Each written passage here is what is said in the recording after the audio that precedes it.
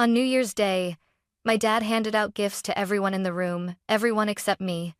I stood there with a paper cup of lukewarm coffee in my hands, watching smiles bloom and fade as boxes were opened, hugs exchanged, laughter carefully timed for photos.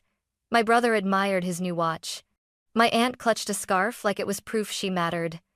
Even distant relatives got envelopes, something small to say you belong here. When my name wasn't called, I told myself it was a mistake. 5 minutes passed, then 10. Finally, I asked. My dad didn't hesitate. He didn't lower his voice. He just looked at me like I was a stranger who had overstayed her welcome. "Why would I spend money on you?" he said. "You're the one who walked away from this family." Then, as if that wasn't enough, he added, "You're only here out of habit. You don't really belong with us anymore." My brother laughed. I smiled, and I walked out, knowing that was the last day I would ever beg to exist in my own family. My name is Stella Parker, and for a long time, I thought coming home meant something. I hadn't planned to be there on New Year's Day. I almost stayed in my apartment, telling myself that distance was healthier, that adulthood meant choosing peace over tradition. But my dad had called 3 times in 1 week, each voicemail ending the same way. "It's New Year's," he said. "Be here, we're still family." So I drove back. The house looked exactly the way it always had, too clean, too staged, like a showroom pretending to be a home. The framed photos along the hallway told a carefully edited story of our lives. Birthdays, graduations, holidays. In most of them, I was either standing slightly to the side or missing altogether. I noticed that this time, I hadn't before. My dad, Richard, barely looked up from his phone when I walked in. "You're late," he said, checking the time as if I'd missed a meeting. "Happy New Year to you too," I replied, forcing a smile. My mom hovered near the kitchen, pretending to be busy. My brother Ethan was sprawled on the couch, scrolling, already half bored with the day. No one hugged me. No one asked about work, or the city I lived in now, or how long it had been since they'd last seen me. I told myself not to read into it.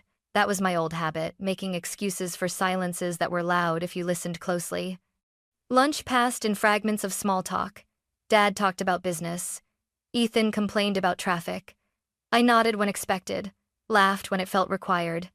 I was present, technically. But it felt like I was watching the scene through glass, close enough to see everything, too far to touch any of it. When Dad announced we'd do gifts after eating, something in my chest tightened. Not because I wanted anything expensive, not because I cared about presents, but because gifts, in my family, were never just gifts. They were proof that you were still seen, still counted, still worth the effort.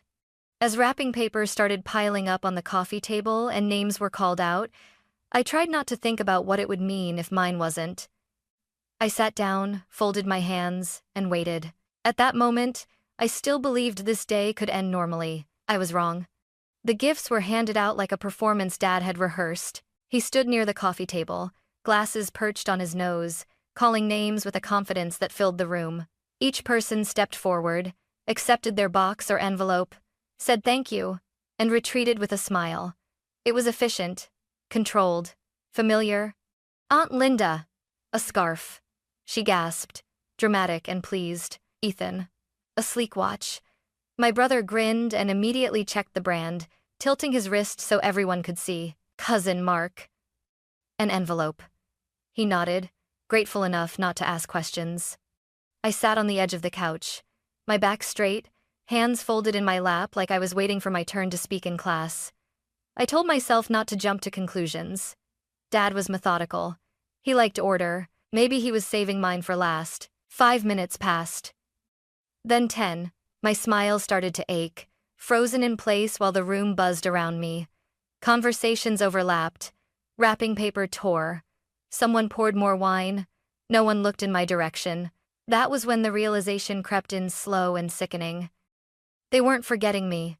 They were skipping me. I glanced at my mom. She avoided my eyes. I looked at Ethan, hoping for even a flicker of discomfort. He was too busy admiring himself in his phone camera. The room began to feel smaller, the air thicker, like I was taking up space I wasn't supposed to occupy. I waited a few more seconds, giving them every possible excuse. Then I cleared my throat. "Hey," I said lightly, hating how small my voice sounded. Did I miss my name?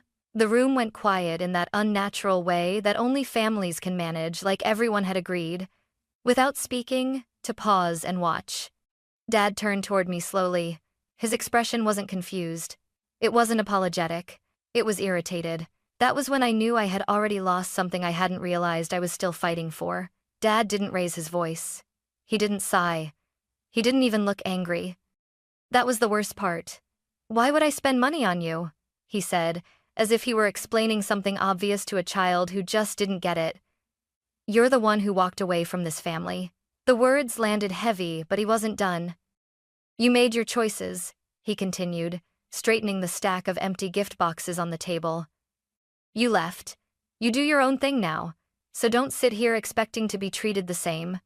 For a moment, I couldn't speak.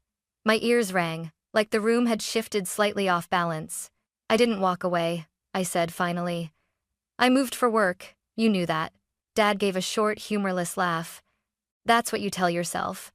He leaned back against the counter, crossing his arms, settling into the role like he'd been waiting for this moment. "You're only here out of habit, Stella," he said. "You don't really belong with us anymore." My mom stared at the floor. No one corrected him. Ethan snorted from the couch. "Wow," he said, shaking his head. "Guess now you finally get it."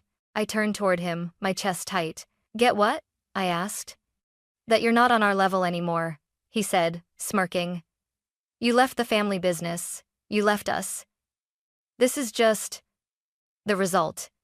Something inside me cracked, not loudly, not in a way anyone else could hear. It was quieter than that, like a thread snapping after being pulled too tight for too long. I looked around the room one last time. The photos, the gifts, the people who shared my last name and nothing else. I felt small. Then, strangely, I felt clear. I didn't argue. I didn't defend myself. I didn't ask them to take it back. I smiled. Not because I was okay, but because I was done. I picked up my coat, walked past the coffee table littered with proof that I didn't matter, and headed for the door. No one stopped me. No one followed. As I stepped outside into the cold January air, I realized something that scared me and set me free at the same time. They thought this was the end of the story. For me, it was the beginning. The drive back to my apartment felt longer than it should have. The streets were quiet, still heavy with that strange New Year's emptiness, like the world was holding its breath. I kept replaying my dad's words in my head, each sentence looping back on itself, sharp and deliberate. "You walked away. You don't belong. You're not on our level." That night, alone in my apartment, I finally let myself sit with the truth I had been avoiding for years. I hadn't walked away from my family. I had walked toward survival. When I was 22, the family business Parker Home Solutions was already cracking under the surface. On the outside, it looked successful. Big jobs, confident clients, cash always moving. My dad loved that part. He loved shaking hands, telling stories, being the man everyone trusted. What he hated were questions. I was the one who asked them. I noticed invoices that didn't line up. Jobs marked as paid that never appeared in the bank records. Expenses that were explained away with a shrug and a joke about how construction was messy business. "Don't worry about it," Dad used to say. "Numbers don't tell the whole story." But I knew they told a story, and it wasn't a good one. So I left. Not in anger. Not dramatically. I moved to Chicago, took a job in accounting and compliance, and built a life that made sense to me. I told myself distance would cool things down, that once I proved I was successful on my own terms, they'd respect me. Instead, my leaving became the story they told about me. She thinks she's better than us. She chose strangers over family. She abandoned what mattered. By the time I came back for holidays, I was no longer a daughter in their eyes. I was evidence of betrayal. What they never said out loud but made very clear was this: as long as I stayed useful, I was tolerated. The moment I stopped fitting their version of loyalty, I became optional. Lying in bed that night, staring at the ceiling, I realized something unsettling. The way they treated me on New Year's Day wasn't sudden. It was just the first time they didn't bother hiding it anymore. And somewhere beneath the hurt, another thought surfaced, quiet but impossible to ignore. They still trusted me with something important. Something they assumed I would never question. They were wrong. I didn't sleep that night. Sometime after midnight, I got out of bed and opened my laptop, more out of habit than intention. The glow of the screen filled my apartment, familiar and steady in a way my family never was. 2 years earlier, my dad had asked me for a favor. Just help us organize things a bit, he'd said. You're good with numbers, make something simple. I had built a basic internal system for Parker Home Solutions, nothing fancy, just a way to log jobs, track payments, and compare deposits against invoices. Dad had been proud of it, bragging to clients that his daughter worked in finance. At the time, it felt like a small bridge back into the family. That night, I logged in for the first time in months. At first, everything looked normal. Familiar job names, usual amounts. Then I started scrolling slowly, carefully letting my professional instincts take over. Something didn't sit right. A renovation paid in full, but only part of the money deposited. Another job marked cash received, with no matching bank record. Then another, and another. I filtered by date, by location, by payment type. The same pattern repeated, quietly and consistently. This wasn't sloppiness.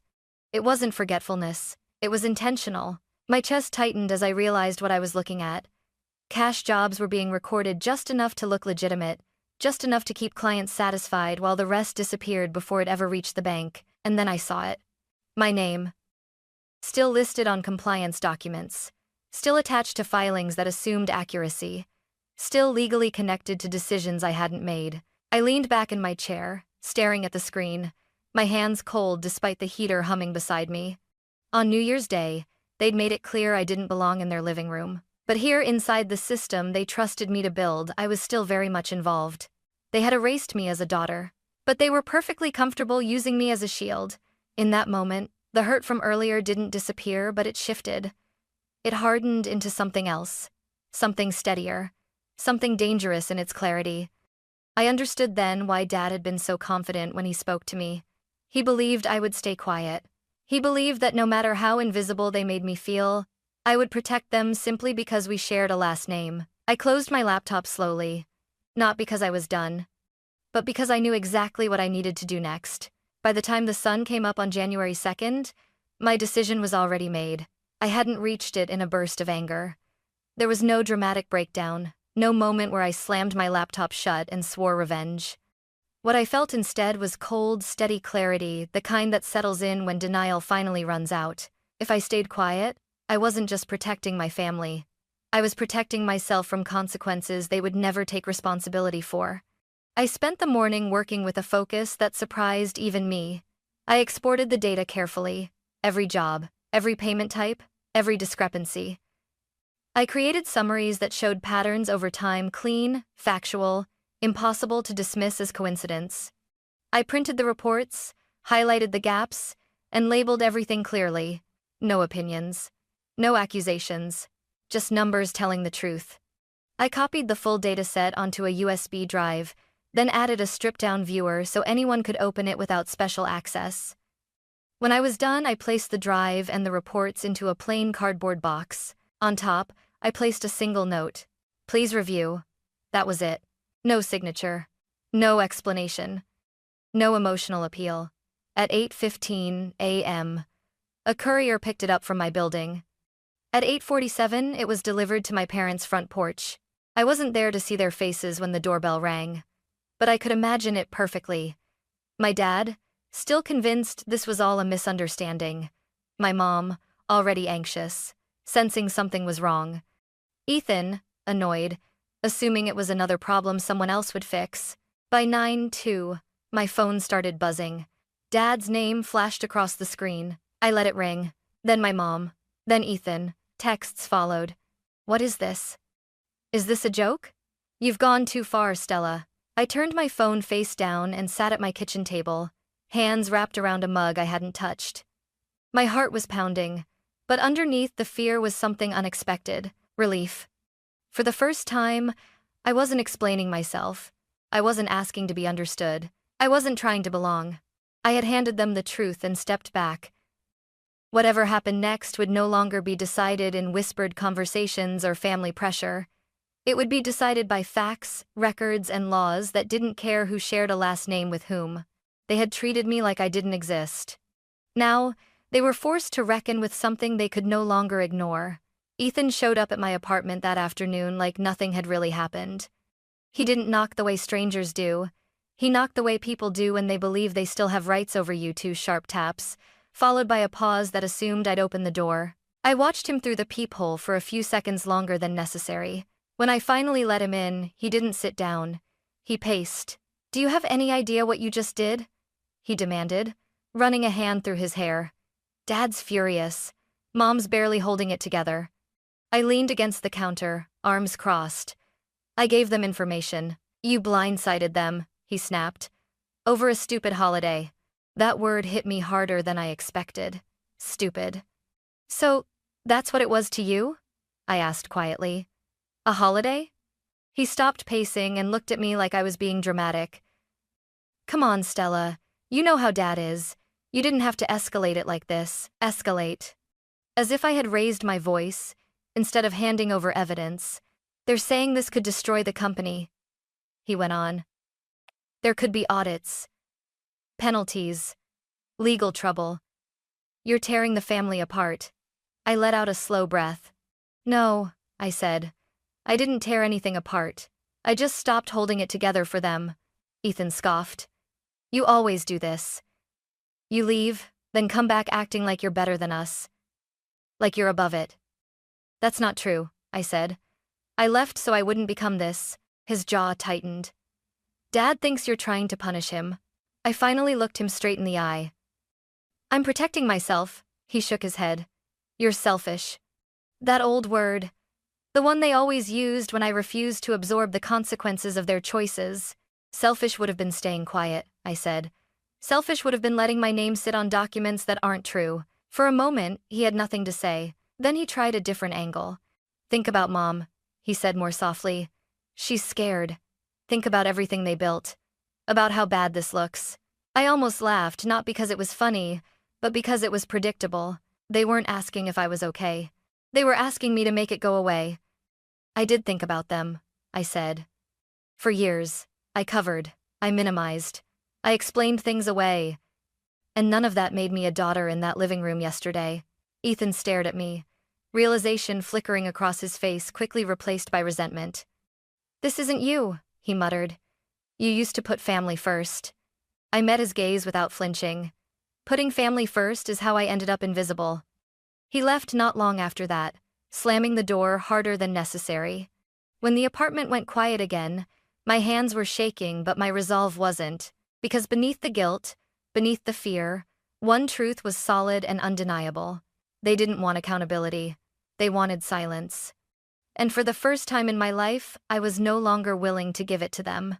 The lawyer didn't hesitate when I asked the question I had been avoiding since New Year's Day. "If I know this is happening," I said, my voice steady despite the tightness in my chest, "and I stay quiet, am I responsible?" She didn't soften her answer. "Yes." One word, clear, final. She explained my options calmly, how to document what I had access to, how to protect myself legally, how to separate my name from decisions I hadn't made. She talked about compliance, liability, and reporting, not in the language of punishment, but in the language of protection. That mattered to me. I didn't want revenge. I wanted distance from a disaster that wasn't mine.